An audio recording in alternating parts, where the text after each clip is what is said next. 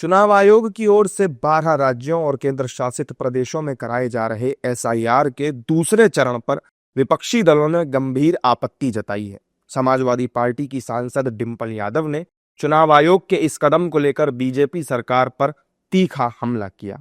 उन्होंने सरकार की मंशा पर ही सवाल उठा दिए हैं और कहा है कि केंद्र की बीजेपी सरकार की मंशा साफ नहीं है। एसआईआर कराने के नाम पर सरकार देश भर में दहशत का माहौल बना रही है। अभी तक न जाने कितने चुनाव हुए हैं, क्या सभी लोकतांत्रिक तरीके से हुए हैं? चुनाव से पहले आखिर एसआईआर कराने के पीछे सरकार का इरादा क्या है? पूरे देश में एसआईआर कराने के पीछे चुनाव आयोग का क्या मकसद है? आयोग आखिर किसको लाभ पहुंचाने के लिए काम कर रहा है?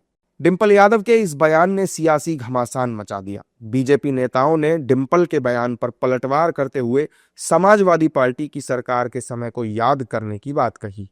आदत असल में जो जैसा होता है वही आदत होती है। ये वही लोग हैं जिनका पारदर्शितापूर्ण मतदान में, चुनाव में कभी विश्वास रहा ही नहीं।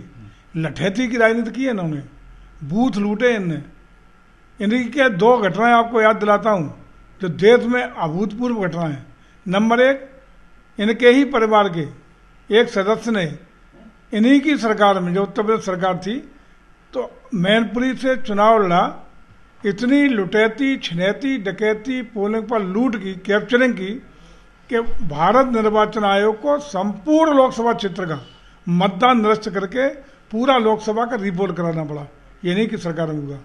देखिए, मतदाता सूचियों के शुद्धिकरण का जो अभियान है, उसकी किसी भी तरह की सियासी लिंचिंग जो है वो देश के हित में नहीं है।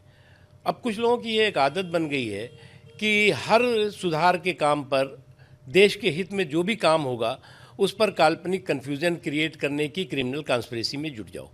और ये काल्पनिक कन्फ्यूज़न क्रिएट करने की क्रिमिनल कॉन्स्पिरेसी के ये कारीगर जो है वो न तो देश के हित में सोचते हैं, न देश के लोकतांत्रिक और संवैधानिक मूल्यों और मर्यादाओं के बारे में सोचते हैं। केवल जो है वो इस तरह का काल्पनिक कन्फ्यूज़न क्रिएट करके एक क्रिमिनल कॉन्स्पिरेसी करते हैं ताकि एक भय और भ्रम का माहौल खड़ा हो। उससे उन्हें कोई फ़ायदा होने वाला नहीं है। ये जो मतदाता सूचियों के शुद्धिकरण का अभियान है, ये जो है वो अवैध मतदाताओं के समीक्षा और वैध मतदाताओं की सुरक्षा से जुड़ा हुआ है। एसआईआर यानी मतदाता सूची के विशेष गहन पुनरीक्षण का दूसरा चरण 28 अक्टूबर से 3 नवंबर तक चलेगा। घर घर गणना 4 नवंबर से 4 दिसंबर तक की जाएगी। ड्राफ्ट मतदाता सूची का प्रकाशन 9 दिसंबर 2025 को होगा। दावे और आपत्ति की अवधि 9 दिसंबर 2025 से 8 जनवरी 2026 तक दाखिल होगी। जिन लोगों को नोटिस जाएंगे उनकी सुनवाई और सत्यापन 9 दिसंबर 2025 से 31 जनवरी 2026 तक चलेगा। अंतिम मतदाता सूची का प्रकाशन 7 फरवरी 2026 को किया जाएगा।